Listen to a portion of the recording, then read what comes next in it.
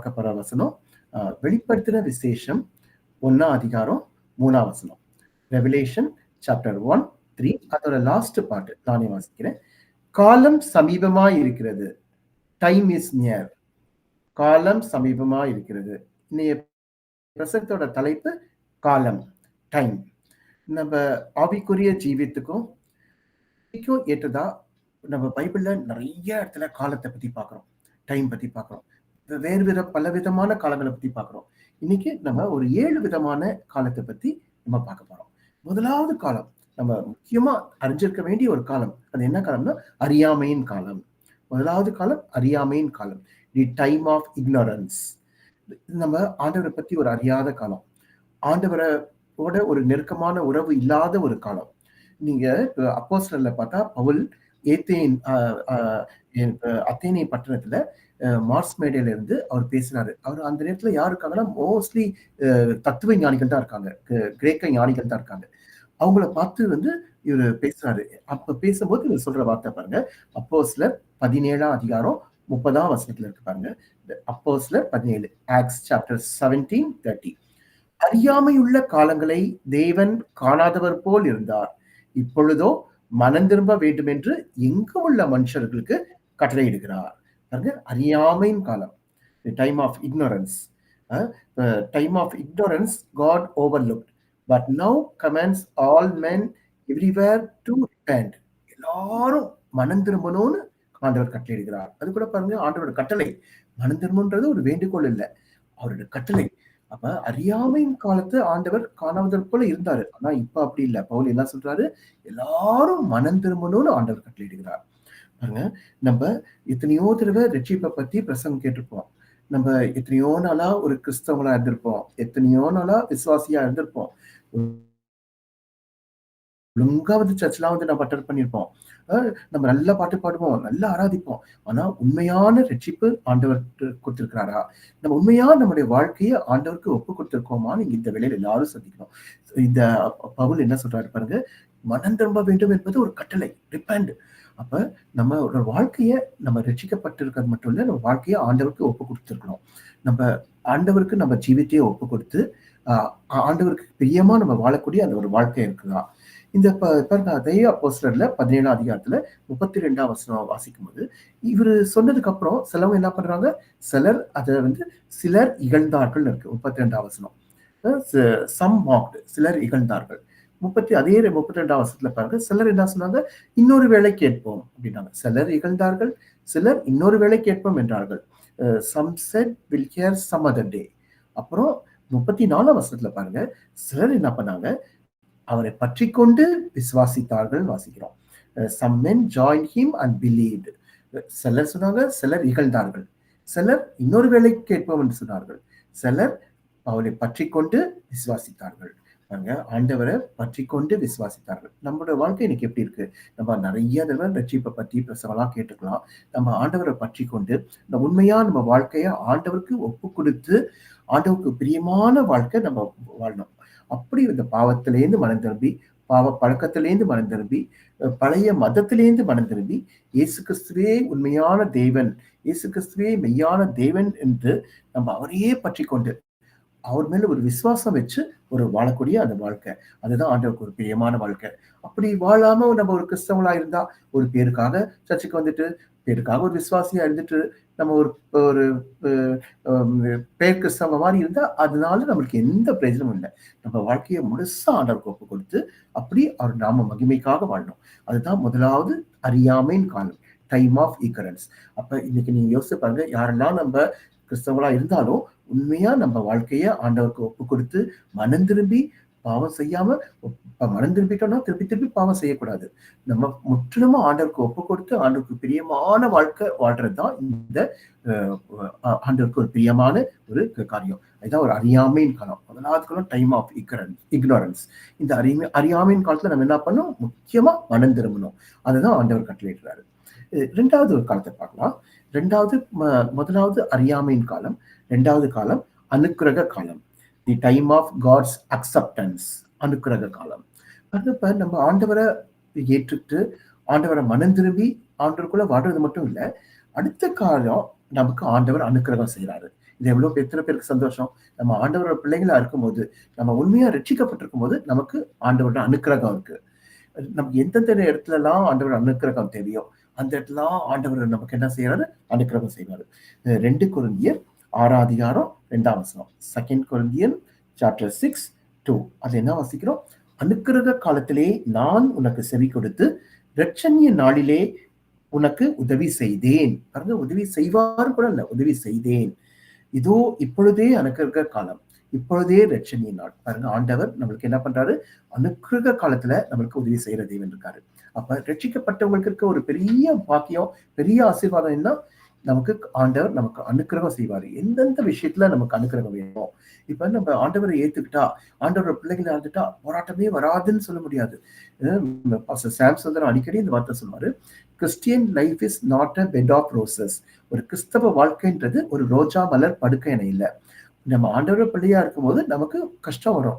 மற்றவங்களுக்கு எப்படி கஷ்டம் வருதோ அதே போல நமக்கும் கஷ்டம் வரும் ஆண்டவரோட பிள்ளைகளா இருக்கும்போது. ஆனா மற்றவங்களுக்கும் நமக்கும் என்ன வித்தியாசம்? ஆண்டவர் நமக்கு அனுக்கிரகம் பண்றாரு. நம்ம உண்மையா ரட்சிக்கப்பட்டிருக்கும் போது ஆண்டவர் நமக்கு என்ன செய்யறாரு? அனுக்கிரகம் பண்றாரு. எந்தெந்த இடத்துலலாம் நமக்கு அனுக்கிரகம் வேணுமோ, எந்தெந்த காரியத்திலாம் நமக்கு அனுக்கிரகம் வேணுமோ அந்த காரியத்திலாம் அனுக்கிரகம் செய்ய ஆண்டவர் நமக்கு வல்லமை உள்ள தேவனா இருக்காரு.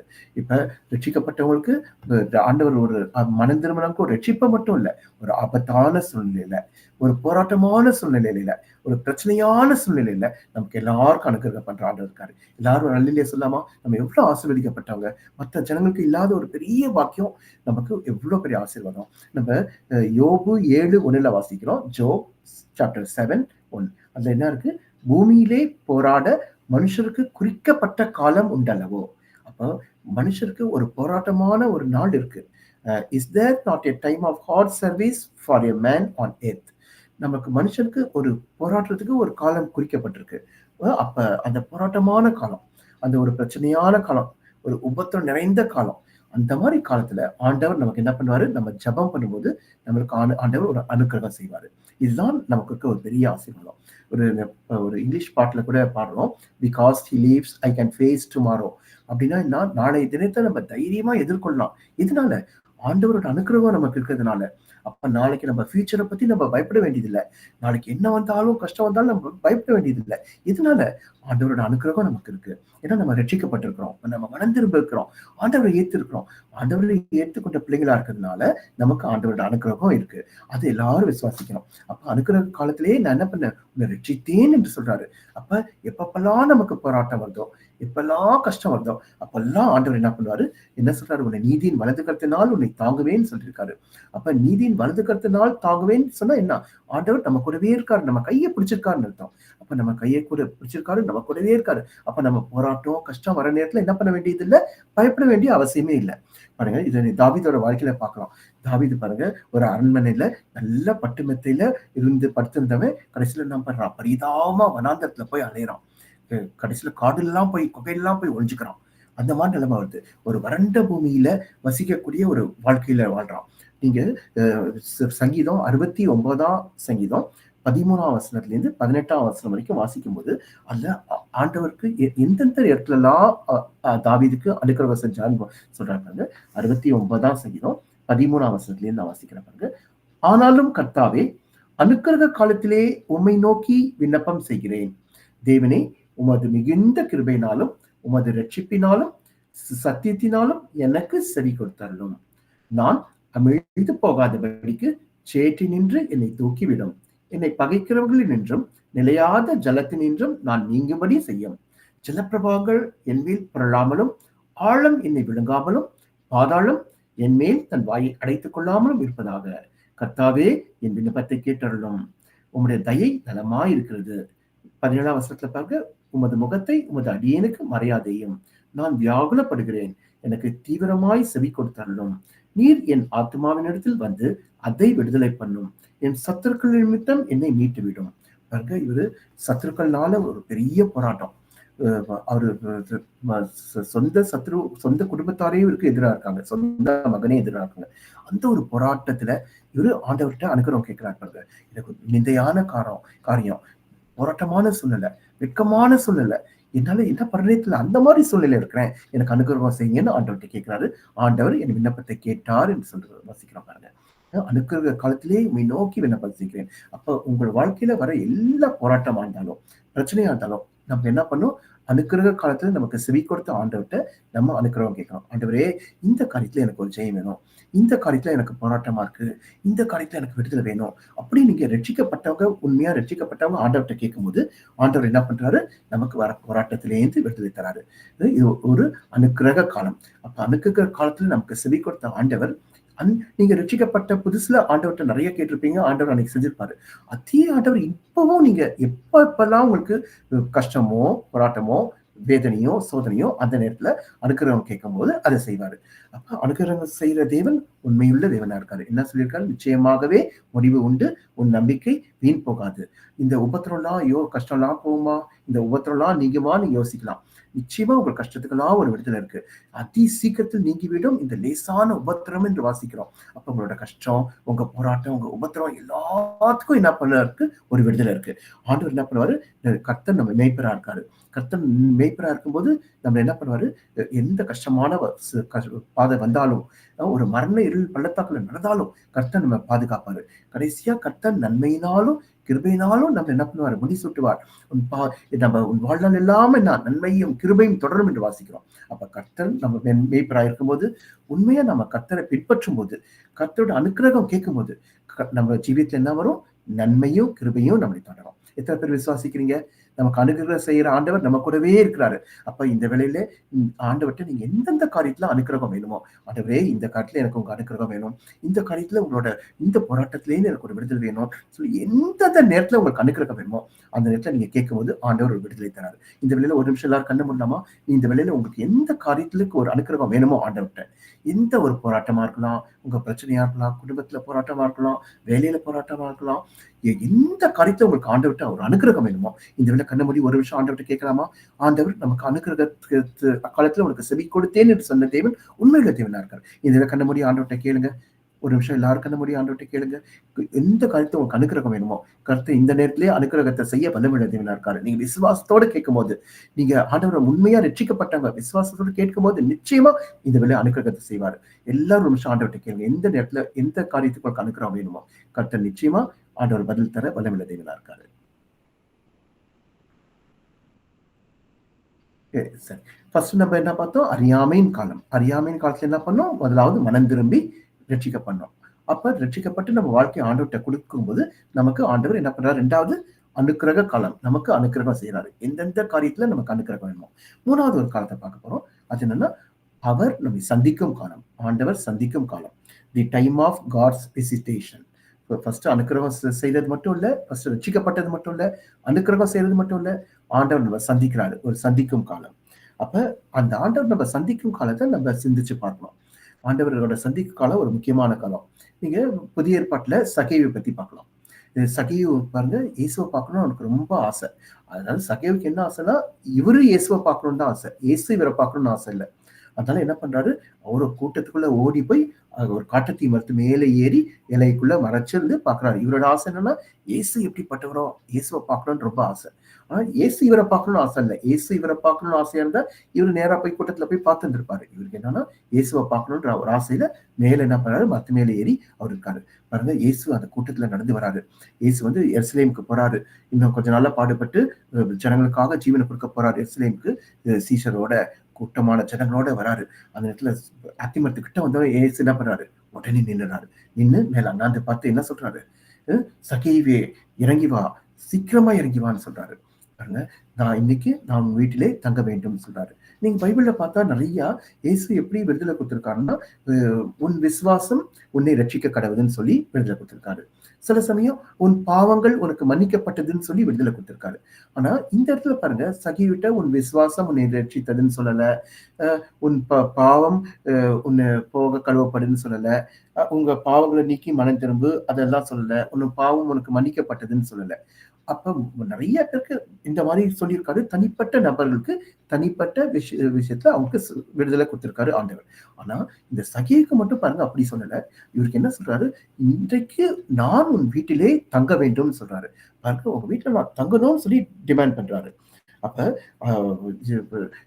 இவருக்கு பாருங்க, ஆண்டவர் ஒரு அவசரமா போயிட்டு இருக்காரு எருசலேமுக்கு. அந்த நேரத்துல ஒரு இவ்வளோ டைம் ஸ்பெண்ட் பண்ணி நின்னு சகைவை கூப்பிட்டு அவங்க வீட்டுல போய் தங்கணும்னு சொன்னா ஆண்டவர் எவ்வளவு அன்புள்ளவர் பாருங்க. இவன் ஒரு பெரிய சகே யார், அவனோட பேக்ரவுண்டு ஒரு பெரிய பணக்காரன். உங்களுக்கு தெரியும், அவன் பெரிய ஐஸ்வர்யவான். அவன் டாக்ஸ் கலெக்டர். அப்ப அவன் வந்து பணத்து மேல நம்பிக்கை உள்ளவன். அவன் ஆண்டவரே பற்றி விசுவாசிக்காதவன். அவன் காசே கடவுள்ன்ற இருக்கிறவன். அப்போ ஒரு பணக்காரன். அப்போ காசு மேல நம்பிக்கையா இருந்து ஒரு தாறுமாறா ஜீவிச்சவன். நீங்க யோசிச்சு பாருங்க, ஒரு பணக்காரனோட குடும்பம் எப்படி இருந்திருக்கும் அவன் வீடு. உலக பிரகாரமா ஆண்டவரை நம்பாத ஒரு ஐஸ்வர்யானோட வீடு எப்படி இருக்கும்? அவங்க வீடு ஒரு தாறுமாறா இருக்கும். அவங்க மனைவி யோசிச்சு பாருங்க, அவங்க மனைவி எப்படி இருந்திருப்பா? ஒரு தாறுமாறா இருந்திருப்பா. ஒரு பணத்துக்கு அடிமையான மனுஷன். அவங்க பிள்ளைங்க எப்படி இருந்திருப்பாங்க? அவங்களும் ஒரு தாறுமாறா ஜீவியம் செஞ்சிருப்பாங்க. அப்ப ஆண்டவர் என்ன பண்றாரு, இந்த சகைவை மட்டும் ரட்சிச்சா பத்தாது, உன் குடும்பத்தையே ரட்சிக்கணும்னு சொல்லி இந்த வீட்டுக்கு ரட்சிப்பு வந்ததுன்னு சொல்றாரு ஆண்டவர் பாருங்க. இந்த today salvation has come to his house. இந்த வீட்டுக்கு இன்றைக்கு ரட்சிப்பு வந்ததுன்னு சொல்றாரு. அப்ப ஆண்டவர் அவ்வளவு ஈஸியா யார் வீட்டுக்கும் போய் தங்க மாட்டாரு. தனிப்பட்ட நபரை ரட்சிக்கும் போது என்ன சொல்றாரு, உன் விசுவாசம் ரட்சிக்கப்பட்டன்னு சொல்றாரு, உன் பாவங்கள் உனக்கு மன்னிக்கப்பட்டதுன்னு சொல்றாரு. ஆனா இந்த இடத்துல பாருங்க, இந்த சகையை வந்து காட்டத்தி மரத்தை விட்டு இறங்கி நடந்து வரும்போது அவர் பாவ அறிக்கை செய்யறாரு. போற வழியில வீட்டுக்கு போனோடனே ஆண்டவர் சொல்றாரு, இன்றைக்கு இந்த வீட்டுக்கு ரட்சிப்பு வந்தது. பாருங்க, அந்த வீட்டையே ரசிச்சாரு, குடும்பத்தையே ரசிச்சாரு. அது லூக்கா 19ஆம் அதிகாரத்துல இருக்கு. அப்ப இயேசு எவ்வளவு அன்புள்ளவர் பாருங்க. இன்னைக்கு நம்ம குடும்பத்தை யோசித்து பாருங்க, உங்க வீடு எப்படி இருக்குது? உங்க மனைவி எப்படி இருக்காங்க? உங்களோட கணவன் எப்படி இருக்காங்க? உங்களோட பிள்ளைங்க எப்படி இருக்காங்க? ஆண்டவருக்கு முன்னாடி எப்படிப்பட்ட வாழ்க்கை வாழ்றாங்க? உங்க குடும்பம் வந்து ஆண்டவரை மகிமைப்படுத்துற குடும்பமா இருக்கா? உங்க வீட்ல இருந்து என்ன சத்தம் வருது? வேதத்துல இருக்கு, நீதிமானுடைய குடாரங்கள்ல இருந்து ரட்சிப்பின் கம்பீர சத்தம் உண்டாகுமா? அப்ப நம்ம வீட்ல இருந்து என்ன மாதிரி சத்தம் உண்டாகுது? நம்ம வீடு எப்படி ஒரு இருண்ட கண்டமா நம்ம இல்லம் விழுகுதா? இல்லாட்டி நம்ம எப்பொழுதும் ஆண்டவரை துதிச்சு நம்ம வீட்ல இருந்து ஒரு ஆண்டவரோட துதியின் சத்தம், ஒரு பாட்டின் சத்தம் கேக்குதா? நம்ம பிள்ளைங்க எல்லாம் ஆண்டவருக்கு பிரியமா ஜீவிக்கிறாங்களா? ஆண்டவருக்கு இஷ்டமான வாழ்க்கை நம்ம வாழ்றோமா? நம்மளோட பெற்றோர் எப்படி இருக்காங்க? நம்ம மாமனார் எப்படி இருக்காங்க? மாமியார் எப்படி இருக்காங்க? நம்ம குடும்பம் எப்படி இருக்கு? ஆண்டவர் அன்னைக்கு சகேவே சொன்னார், இன்றைக்கு இந்த வீட்டுக்கு ரட்சிப்பு வந்ததுன்னு சொல்லி. ஆண்டவர் ஒரு சந்திச்ச காலம். இன்னைக்கு உங்களோட குடும்பத்தை கொஞ்சம் யோசிச்சு பாருங்க. ஆண்டவர் உங்களை ரட்சிச்சிருக்காரா? உங்க குடும்பம் சந்தோஷமா இருக்குதா? நீங்க ஆண்டவருக்கு ஒரு பிரியமான வாழ்க்கை வாழ்றீங்களா? அன்னைக்கு சகேவே சொன்னாரு, இந்த வீட்டுக்கு ரட்சிப்பு வந்தது என்று சொல்லும்போது, அவன் பாவத்தெல்லாம் அறிக்கையிட்டு உணர்ந்த போது அந்த வீட்டுக்கு எப்படி ரட்சிப்பு இருந்துச்சோ, அதே போல உங்க வீடு ஒரு ரட்சிக்கப்பட்ட ஒரு சந்தோஷமான, ஆண்டவருக்கு ஒரு பிரியமான வீடா இருக்குதா? ஆண்டவர் ஆசைப்படுற ஒரு வீடா இருக்கா? ஆண்டவர் வந்து நம்ம கூட வாசம் பண்ற வீடா இருக்கா? இன்றைக்கு உங்க வீட்டுல வந்து தங்க வேண்டும் சொல்லியிருக்காரு. ஆண்டவர் வந்து நம்ம கூட வந்து தங்குவாரா? நம்ம கூட வாசம் பண்ணுவாரா? நம்ம ஆண்டவருக்கு ஒரு பிரியமான ஜீவனம் செய்யறோமா? நம்ம யோசிச்சு பாருங்க, நம்ம வீட்டுல இருக்க நேரத்துல எப்படி இருக்கிறோம்? நம்ம வெளியே மற்ற நேரத்துல நம்ம ஒரு பரிசுத்தமா இருக்கலாம். சர்ச்சில் வந்து பரிசுத்தமா இருக்கலாம், நல்லா பாடலாம். ஆனா வீட்டுக்கு போயிட்டா எப்படி இருக்கிறோம்? ஆண்டவருக்கு பிரியமா இருக்கிறோமா? நம்ம ஆண்டவருக்கு பிரியமான காரியம் செய்யறோமா? நம்மளோட பர்சனல் லைஃப் எப்படி இருக்கு? நம்ம ஜெப வாழ்க்கை எப்படி இருக்கு? நம்ம உங்க வீடு எப்படி இருக்குன்னு நீங்க யோசிச்சு பாருங்க. இதுதான் 3வது காலம், ஆண்டவர் நம்மை சந்திக்கும் காலம். The time of God's visitation. முதலாவது ஆண்டவரோட ரட்சிக்கப்பட்டாச்சு, ஆண்டவரோட அனுக்கிரகம் நமக்கு கிடைச்சிச்சு. அடுத்தது ஆண்டவர் நம்ம சந்திச்சிட்டாரு. அடுத்தது ஒரு முக்கியமான காலம், சந்திக்கும் காலம். ஆண்டவர் நம்மளை சந்திச்சிட்டாரு. அடுத்தது ஒரு 4வது ஒரு காரியம் இருக்கு. அந்த காரியம் என்னன்னா, அறிவிக்கும் காலம். The time of propagation. இப்போ ஆண்டவர் நம்மளை ரசிச்சிட்டாரு. நம்ம ஆண்டவரோட பிள்ளையா இருக்கிறோம். ஆண்டவர்கிட்ட அனுக்கிரகத்தையும் வாங்கிட்டோம். ஆண்டவர் நம்ம சந்திச்சாச்சு. அடுத்தது நம்ம என்ன செய்யணும்? ஆண்டவரை பத்தி மற்றவங்களுக்கு அறிவிக்கணும். அதான் அறிவிக்கும் காலம், தி டைம் ஆஃப் ப்ராபகேஷன். இப்ப நம்ம ஆண்டவருக்கு நம்ம வாழ்க்கையை அர்ப்பணித்து வாழணும். நம்ம வாழ்க்கையை ஆண்டவருக்கு ஒப்பு கொடுக்கணும். இப்ப நம்ம மட்டும் சுவிசேஷத்தை கேட்டு நம்ம மட்டும் ஆசீர்வாதத்தை அனுபவிச்சா போதுமா? நம்ம என்ன பண்ணணும்? மற்றவங்களுக்கும் என்ன பண்ணணும்? சொல்லணும். நம்ம பெற்ற இன்பத்தை, நம்ம ஆண்டவரை ஏத்துக்கிட்டதை, மற்ற சுவிசேஷத்தை மற்றவங்களுக்கும் சொல்லணும். உங்க வீட்டுக்கு பக்கத்துல இருக்கவங்கள்ட்ட சொல்லணும், உங்க ஃப்ரெண்ட்ஸு கிட்ட சொல்லணும், உங்க ஸ்கூல்ல படிக்கிறவங்கள்ட்ட, உங்க காலேஜ்ல படிக்கிறவங்கள்ட்ட, உங்க வேலையில இருக்கிற ஃப்ரெண்ட்ஸு கிட்ட எல்லாத்தையும் ஆண்டவர் பத்தி நம்ம சொல்லணும். நம்ம சுவிசேஷத்தை பிரசங்கிக்கிறது நம்ம மேல விழுந்த ஒரு கடமை. பவுல் என்ன சொல்றாரு? நான் சுவிசேஷத்தை பிரசங்கியாதிருந்தால் எனக்கு ஐயோ அப்படின்னு சொல்றாரு. அப்ப சுவிசேஷத்தை எல்லாரும் சொல்லிதான் ஆகணும். அப்ப ஆண்டவரை நம்ம ஏற்றுக்கொண்டவங்க, ஆண்டவரை ஏற்றுக்கொள்றது உள்மூச்சு, ஆண்டவரை பத்தி மத்தவங்க சொல்றது வெளிமூச்சு. அப்ப உள்மூச்சு வாங்கிட்டு வெளிமூச்சு நம்ம விடணும். அப்ப ஆண்டவரை ஏற்றுக்கொண்டு அது மட்டும் இல்ல, நம்ம எப்படி வெளிமூச்சு விடுறோமோ, அது மாரி ஆண்டவர பத்தி மத்தவங்களுக்கு நம்ம சொல்லணும். நீங்க எஸ்தர்ல எஸ்தர் 4ஆம் அதிகாரம் 14ஆம் வசனத்துல வாசிச்சீங்கன்னா இருக்கும். ஆண்டவர் என்ன சொல்றாரு? "நீ இந்த காலத்திலேன்னா அறிவிக்கும் காலம். இந்த காலத்திலே மௌனமாய் இருந்தால் ரட்சிப்பு வேறொரு இடத்திலேருந்து வரும். அப்படி இல்லன்னா நீங்களும் உங்கள் ஜனங்களும் அழிவீர்கள்" என்று வாசிக்கிறோம். பாருங்க நம்ம இந்த காலத்துல அறிவிக்க வேண்டிய காலத்துல நம்ம மௌனமா இருந்தா ரட்சிப்பு வேற இடத்துல இருந்து வரும். உங்களுடைய ஜனங்கள் அழிவீர்கள் என்று வாசிக்கிறோம். அப்ப பாருங்க நம்ம சுவிசேஷத்தை சொல்லாம இருந்தா ஆண்டவரை பத்தி மத்தவங்களுக்கு சொல்லாம இருந்தா அப்படின்னா நமக்கு கடைசியில் அழிவு தான். அதான் சொல்றாரு, சுவிசேஷத்தை பிரசங்கிதாக இருந்தால் எனக்கு ஐயோ ஐயோன்னா ஆபத்து அப்படின்னு சொல்றாரு. அப்ப முதலாவது நம்ம ஆண்டவருக்குள்ள ரட்சிக்கப்பட்டவங்க, அனுக்கிரக காலத்தை ஆண்டவர்கிட்ட கேட்டு அனுக்கிரகமா எல்லா காரியத்தையும் வாங்கினவங்க, ஆண்டவர் சந்திச்சதுக்கு அப்புறம் கடைசியா 4வது காரியம் என்ன பண்ணும்? அறிவிக்கும் காலம். ஆண்டவரை பத்தி மத்தவங்களுக்கு என்ன பண்ணும்? அறிவிக்கணும். இப்ப முதல்ல என்ன காலம் பார்த்தோம்? அறியாமையின் காலம்.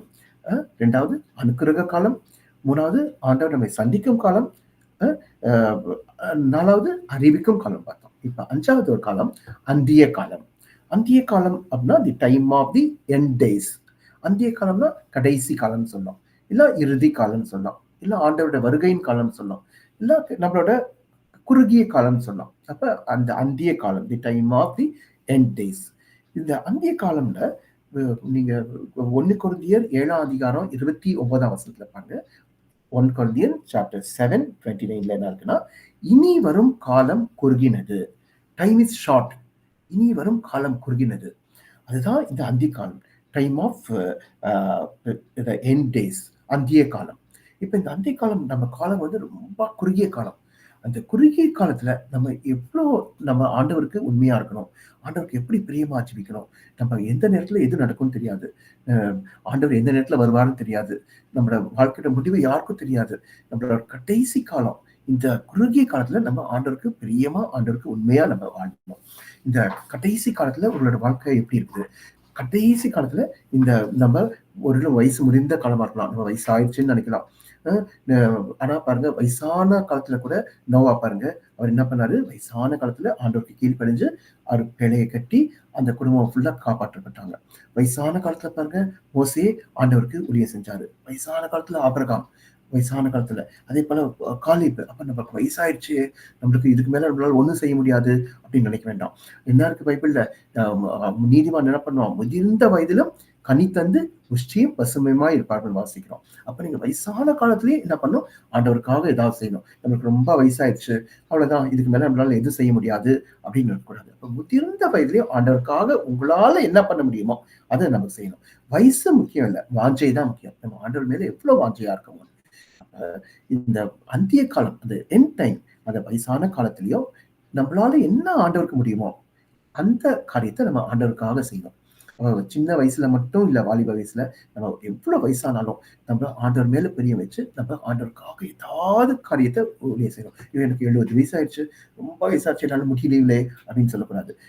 ஆண்டவர் மங்கி எறிகிற திரியே அணைக்காதவர். அப்படி மங்கி எறிகிற திரியே அந்த மாதிரி ஒரு மங்கல சூழ்நிலையிலும் ஆண்டவர் நமக்கு உதவி செய்ய வல்லமையுள்ளவராக்காரு. அந்த நேரத்துல என்ன பண்ண, நம்ம ஆண்டவருக்காக ஏதாவது செய்யணும். வயசானவங்களும் அப்ப இன்னைக்கு வயசானவங்க நிறைய பேர் இருக்கீங்க. நீங்க யோசிச்சு பாருங்க, ஆண்டவருக்காக ஏதாவது செய்றீங்களா?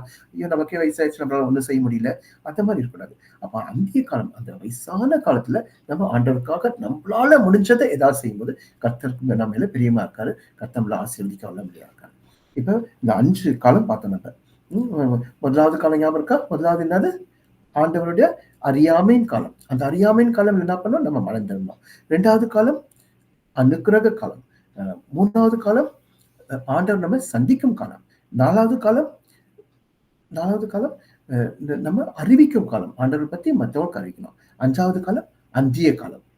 தட் இஸ் லாஸ்ட் டைம், அந்திய காலம். அடுத்தது 6வது ஒரு காலத்தை பார்க்க போறோம். ஆண்டவர், இது முக்கியமான காலம் என்ன? ஆண்டவர் வருகையின் காலம். ஆண்டவர் வரப்போறதுக்கு இப்ப உலகத்துல நடக்கிற சம்பவத்தெல்லாம் பார்த்தா ஆண்டவர் சீக்கிரம் வர மாதிரி இருக்கு. ஆண்டவர் சொன்ன அடையாளத்துல, வருகைக்கு சொன்ன அடையாளத்துல ஒரு 75% வந்து நடந்துருச்சுன்னு சொல்றாங்க. இன்னும் 25% தான் நடக்க வேண்டியிருக்கு. அப்ப எந்த நேரத்துல ஆண்டவரோட வருகை இருக்கும்னு தெரியாது. ஆனா எந்த நேரத்துல நம்ம எப்படி இருக்கணும்? ஆண்டவருக்கு வருகைக்கு நம்ம ஆயத்தமா இருக்கணும். அது எப்படி இந்த புத்தியுள்ள அந்த 5 கணிகைகளை எப்படி இருந்தாங்களோ அந்த மாதிரி நம்ம எந்த நேரத்துல ஆண்டவர் வந்தாலும் ஆண்டவரை சந்திக்க நம்ம ரெடியா இருக்கணும். அது the time of Christ coming, ஆண்டவர் வருகையின் காலம். இந்த ஆண்டவர் வருகையின் காலம் அது என்னன்னா, ஆண்டவர் நியாயம் விசாரிக்க வர காலம். ஆண்டவர் நியாயம் தீர்க்கும் காலம். இத நமக்கு பரிசளிக்கவும், மற்றவர்களை பழி தீர்க்கவும் வரும் காலம். யாருக்கு பரிசளிக்க? நம்ம ஆண்டவர் பிள்ளைங்களா இருந்தா. நம்ம ஆண்டவர் வருகைக்கு எப்பொழுதும் ரெடியா இருந்தா. ஆண்டவர் வருகையில எடுத்துக்கொள்ளப்பட நான் எப்பொழுதும் ஆயத்தமா இருக்கும்போது, நம்ம ஆண்டவருக்கு பிரியமான வாழ்க்கை வாழும்போது, ஆண்டவர் நமக்கு பரிசளிக்க வருவாரு. ஆனா, மத்தவங்களுக்கு பழி தீர்க்க வர்ற நாளா இருக்கும். அப்ப யோசிச்சு பாருங்க, ஆண்டவர் வருகை நமக்கு ஒரு பரிசளிக்கிற நாளா இருக்குமா? ஆண்டவர் நம்ம பழி தீர்க்கிற நாளா இருக்குமா? நம்ம ஆண்டவர் பிள்ளைங்களா இருக்கவங்களுக்கு ஒரு பரிசளிக்கிற நாளும், ரட்சிக்கப்படாத ஆண்டவர் இல்லாத ஜனங்களுக்கு ஒரு பழி தீர்க்கிற நாளா இருக்கும். எசேக்கியேல் 7ஆம் அதிகாரத்திலயும் 30ஆம் அதிகாரத்திலயும் நீங்க இதெல்லாம் வாசித்து பார்க்கலாம். ஆண்டவரோட வருகையின் காலம். The time of God's coming. இந்த ஆண்டோட வருகையின் காலத்துல ஆண்டவர் என்ன பண்ணுவாரு? நியாயம் விசாரிக்கப்படுற காலம். இது ஆண்டவர் பரிசளிக்கிற காலம். ஆண்டவர் ஒரு படித்திருக்கிற காலம். ஆண்டவர் எதெல்லாம் பத்தி நியாயம் தீர்ப்பாரு? 4 காரியத்தை சொல்றாங்க. முதலாவது நம்முடைய கிரியைகளை நியாயம் தீர்ப்பாரு. வெளிப்படுத்தின விசேஷம் 20ஆம் அதிகாரம் 12ஆம் வசனம். Revelation chapter 20 12.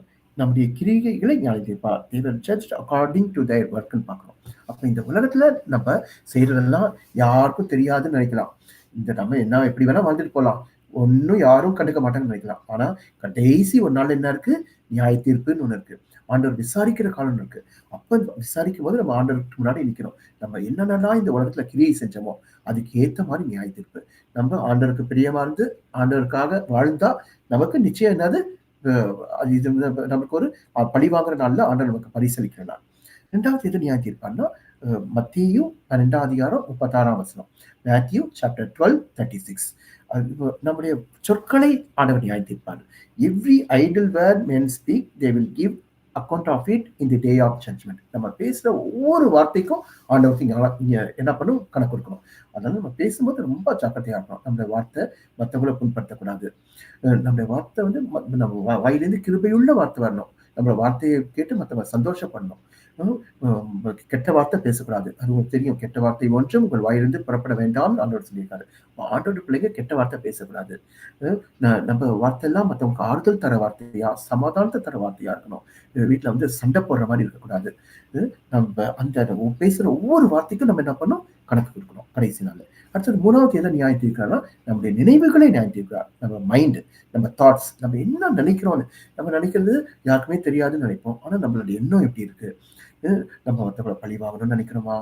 யாருக்கெல்லாம் கெடுதல் செய்யணும்னு நினைக்கிறோம்? நம்ம இன்னும் பரிசுத்தமான எண்ணமா இருக்கான்னு சொல்லி அந்த எண்ணத்தையும் நியாயத்திற்கு வராரு. அது 1 கொரிந்தியர் 4ஆம் அதிகாரம் 5ஆம் வசனத்துல இருக்கு. 1 கொரிந்தியன் சாப்டர் 4:5. கடைசியா எதை நியாயம் தீர்க்கிறார்னா, நம்முடைய அந்தரங்கங்களை, நம்முடைய பர்சனல், நம்முடைய சீக்ரெட்.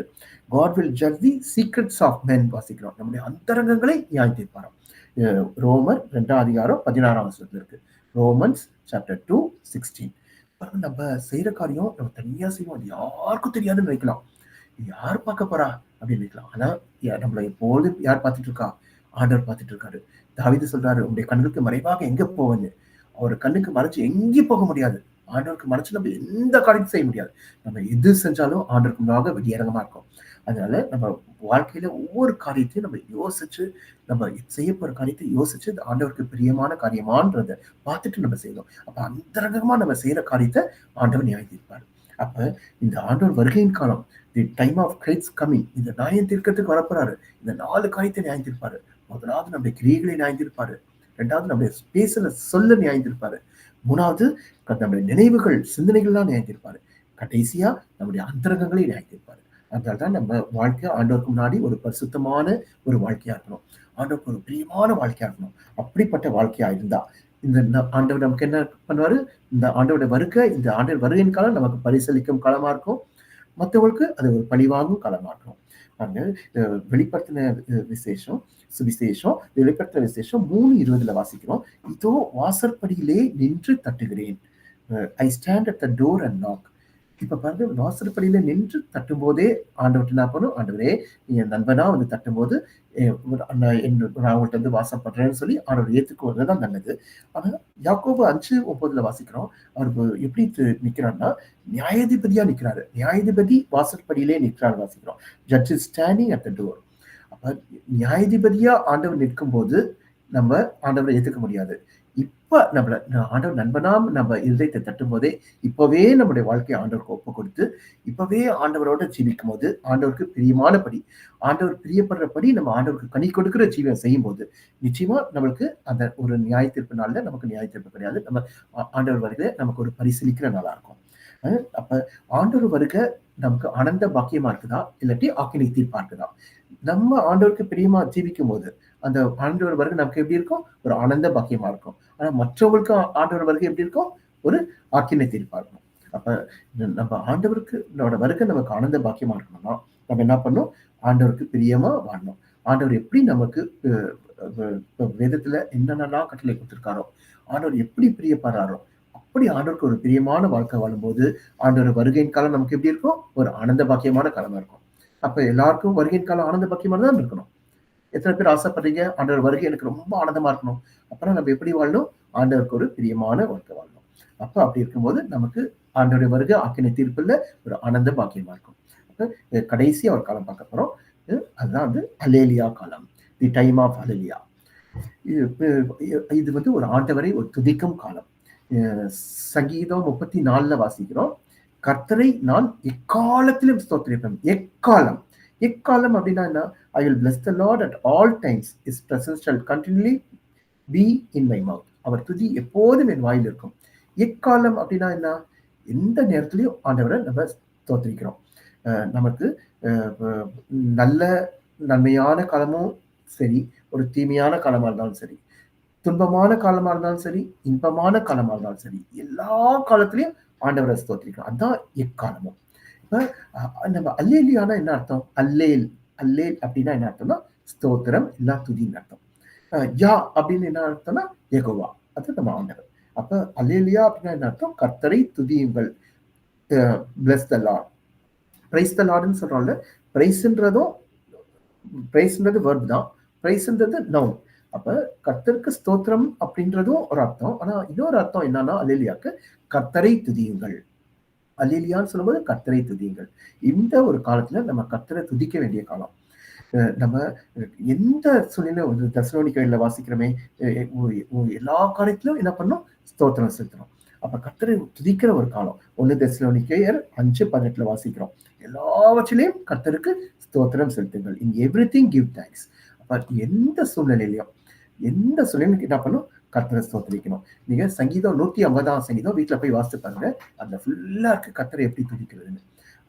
நன்மையில நன்றி செலுத்துங்கள், துன்பத்துல துதி செலுத்துங்கள். நன்மையான நேரத்துல ஆண்டவர் நன்றி செலுத்தணும். ஒரு துன்பமான சூழ்நிலை வந்துச்சுன்னா ஆண்டவர் விட்டு போயிடக்கூடாது. துன்பத்துல என்ன பண்ணணும்? துதி செலுத்தணும். அதுதான் இங்க சொல்லியிருக்காரு. எக்காலத்திலும் ஸ்தோத்திரிப்பேன் தாவீது சொல்றாரு. கர்த்தரை நான் எக்காலத்திலும் ஸ்தோத்திரிப்பேன். இது ஒரு ஆண்டவரை துதிக்கிற ஒரு காலமா இருக்கணும். இது கடைசி காலம், அல்லேலியா காலம். இப்ப ஆண்டவருக்கு துதி செலுத்தி நன்றி செலுத்தி ஆண்டவருக்கு ஒரு பிரியமான வாழ்க்கை வாழணும். பாருங்க, மரித்தவர்கள் மௌனத்தில் வாசமா இருக்கிறவர்கள் ஆண்டவரை துதிக்க முடியாது. அப்படிதான் நம்ம இடத்துல வாசிக்கிறோம். பாவத்துல இருக்கவங்க ஆண்டவர் துதிக்கவே மாட்டாங்க. பாவத்துல இருக்கவங்களுக்கும் துதிக்கும் சம்மந்தமே இல்லை. அவங்க துதிக்க மாட்டாங்க. அப்ப பாவத்திலேருந்து ஆண்டவரை ஏற்று ஆண்டவர் சமூகத்துல எழும்பி பிரகாசிக்கிறவங்க தான் என்ன பண்ண முடியும்? ஆண்டவரை துதிக்க முடியும். அப்ப நம்ம ஆண்டவரை துதிக்கிற ஒருத்தவரா இருக்கணும்னா நம்மளோட வாழ்க்கையில எப்பொழுது துதி இருக்கா? ஒரு கஷ்டம் வரும்போதும் ஆண்டவரை துதிக்கணும், சோதனை வரும்போதும் ஆண்டவரை துதிக்கணும், ஒரு நல்ல காரியம் வரும்போது எப்பொழுதும் ஆண்டவர் ஸ்தோத்திரம் பண்ணுவோம், பிரைஸ்லாம் சொல்லுவோம், சந்தோஷப்படுவோம், ஆண்டவர் துதிப்போம். ஆனா ஏதாவது ஒரு கஷ்டம் வந்துச்சுன்னா அப்படியே சோர்ந்து போயிடுவோம், ஆண்டவர்ட்டு துதிக்கிறதுக்கே துதிய வராது. ஆனா அப்படி இல்லை. எந்த சூழ்நிலையும் அதான் எக்காலத்திலும் சொல்றாரு. ஒரு கஷ்டமான சூழ்நிலையும் நம்ம ஆண்டவர் துதிக்கணும், ஒரு போராட்டமான சூழ்நிலையும் ஆண்டவர் துதிக்கணும். இங்க யோகா பாருங்க, யோகோட வாழ்க்கையில எவ்வளவு கஷ்டம் வந்துச்சு அவருக்கு. அந்த கஷ்டத்துல என்ன சொல்றாரு? கர்த்தர் கொடுத்தா கர்த்தர் எடுத்தான்னு சொல்றாரு. அப்போ ஒரு சோதனையான வேலையில, ஒரு கஷ்டமான வேலையில, அந்த வேலையில யோகு என்ன பண்ணல? சோர்ந்து போல. அப்ப யோகு என்ன பண்றாரு? சொந்தத்தை இழந்துட்டான், சொத்தை இழந்தான், சுகத்தை இழந்தான். ஆனாலும் கர்த்தர் மேல இருக்க விசுவாசத்தை இழக்கல. கர்த்தரை துதிக்கிறது அவர் இல்லை. கர்த்தரை நல்லா துதிச்சாரு. கர்த்தர் கொடுத்தார், கர்த்தர் எடுத்தார். அந்த கஷ்டமான சூழ்நிலையும் கர்த்தரை அந்த துன்பத்துல யோகு துதிச்சார். அதே போல நமக்கு கஷ்டம் வந்தாலும் சரி, நஷ்டம் வந்தாலும், எந்த சோதனை வந்தாலும் கர்த்தரை என்ன பண்ணும்? துதிக்க நல்லா பழகிக்கணும். இப்ப துதிக்கிறதுக்கு 3 காரியம் சொல்றேன், 3 ரீசன். முதலாவது எதுக்கு துதிக்கணும்னா, முதலாவது நம்ம ஆண்டவருக்கு சொந்தம், நம்ம ஆண்டவர் பிள்ளைங்க ஆண்டவருக்கு சொந்தம். அதனால நம்ம ஆண்டவர் துதிக்கணும். நம்ம ஆண்டவர் துதிக்கிறதுக்கு முதல் காரணம், ஆண்டவரே நாங்க உங்களுக்கு சொந்தம், நாங்க உங்களுக்கு சொந்தமா இருக்க தொட்டு நான் ஆண்டவருக்கு சொந்தம், அதனால நாங்க உங்களை துதிக்கிறேன்னு சொல்லி ஆண்டவர் துதிக்கிறோம். 2வது எல்லாவற்றிலும் ஆண்டவருக்கு நன்றி செலுத்தணும். அதுக்காக துதிக்கணும். எந்த காரியம் ஆண்டவர் உங்களுக்கு சின்ன காரியம் செஞ்சா கூட ஆண்டவருக்கு ஒரு நன்றியா இருக்கணும். அப்ப எல்லா காரியத்திலும் நன்றி சொல்லி ஆண்டவரை துதிக்கணும். 3வது அவருடைய கிருபைக்காக ஆண்டவரை துதிக்கணும். ஆண்டவருடைய கிருபை பெரிய கிருபை. நாம நிர்மூலமாகாமல் இருக்கிறது அவருடைய கிருபை என்று வாசிக்கிறோம். இன்னைக்கு நம்ம உயிரோட இருக்கோம், ஜீவனோட இருக்கோம், நம்ம சர்வை பண்றோம் அப்படின்னா அதோட கிருபை. ஏன்னா இப்ப நேத்து இருந்தவங்க இன்னைக்கு இல்ல, போன மாசம் இருந்தவங்க இன்னைக்கு இல்ல. எது நடக்கிறது இல்ல. இப்ப பாருங்க, அகமதாபாத்ல பாருங்க, ஒரு ஃபிளைட் கிளம்பி ஒரு கொஞ்ச நேரத்துக்குள்ள அது கிராஷ் ஆகி இத்தனை பேர் செத்தது ஒரு நியூஸ்ல பார்த்துருப்பீங்க. அதனால வாழ்க்கையே ஒரு நிச்சயம் இல்லாத வாழ்க்கையா இருக்கு. எந்த நேரத்துல எது நடக்கும் தெரியாது. ஆனா ஆண்டவர் கிருபையா நமக்கு ஜீவனை கொடுத்திருக்காரு. ஆண்டவர் கிருபையா சுகத்தை கொடுத்திருக்காரு. அதனால ஆண்டவர் கிருபைக்காக என்ன பண்ணணும்? தினம் துதிக்கணும். ஆண்டவரே உங்களுடைய கிருபையை நினைச்சு நான் உங்களுக்கு துதிக்கிறேன், உங்க கிருபைக்காக ஸ்தோத்திரம் பண்ணணும்னு சொல்லி ஆண்டவர் ஸ்தோத்திரம் பண்ணும்போது துதியினால ஸ்தோத்திரத்தினால கிருபைகள் இன்னும் பெருகும் நமக்கு. அப்ப 3 காரியத்துக்காக துதிக்கணும். முதலாவது நம்ம ஆண்டவருக்கு சொந்தமா இருக்கிறதுனால துதிக்கணும். 2வது நம்ம ஆண்டவருக்கு எல்லா காரியத்திலும் நன்றி சொல்லி துதிக்கணும். 3வது ஆண்டவர் கிருபைக்காக துதிக்கணும். நாம் புலம்பல் 3ஆம் அதிகாரம் 22ஆம் வசனம் உங்களுக்கு தெரியும். நாம் நிர்மூலமாகாமல் இருக்கிறது அவருடைய கிருபை. Through the Lord's mercies we are not consumed. அப்ப அவருடைய கிருபைக்காக என்ன பண்ணணும்? துதிக்கணும். இன்னைக்கு நம்ம 7 காரியத்தை பார்த்தோம். முதலாவது காரியம் என்ன பார்த்தீங்க இருக்கா? அறியாமையின் காலம். அறியாமையின் காலத்துல என்ன பண்ணணும்? நம்ம மனம் திரும்பணும், ரிப்பெண்ட் பண்ணணும். அறியாமையின் காலம், தி டைம் ஆஃப் இக்னரன்ஸ். 2வது காலம் அனுக்கிரக காலம், the time of God's acceptance. நம்ம அனுக்கிரக காலத்துல எந்தெந்த காரியத்தினால நமக்கு அனுக்கிரகம் வேணுமோ எல்லாத்தையும் ஆண்டவர் நமக்கு அனுக்கிரகம் செய்ய வல்லமையுள்ள தேவனா இருக்காரு. 3வது என்ன காரியம் பார்த்தோம்?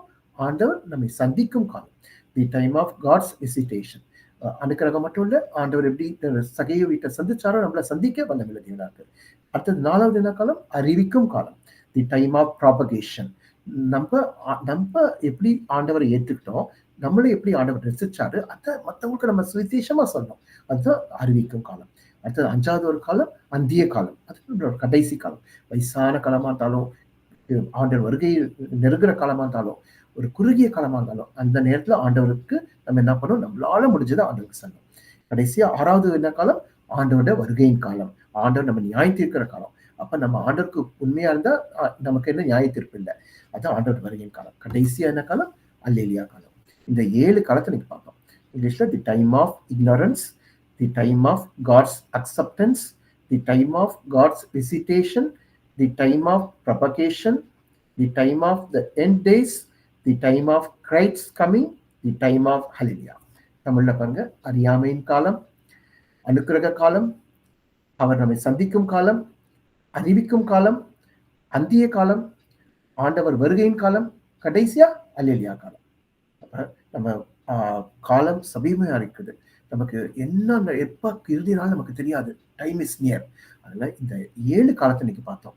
நம்ம ஆண்டவருக்கு நம்மளோட வாழ்க்கையை ஒப்பு கொடுத்து ஆண்டவருக்கு ஒரு பிரியமான ஜீவியம் இந்த உயிரோடு இருக்க நாள்ல ஆண்டவர் கொடுத்த அந்த வாழ்க்கையில ஆண்டவருக்கு உண்மையா நம்ம ஜீவிக்கும் போது கர்த்தர் எல்லாரையும் ஆசீர்வதிப்பாரு. God bless you. ஆமென்.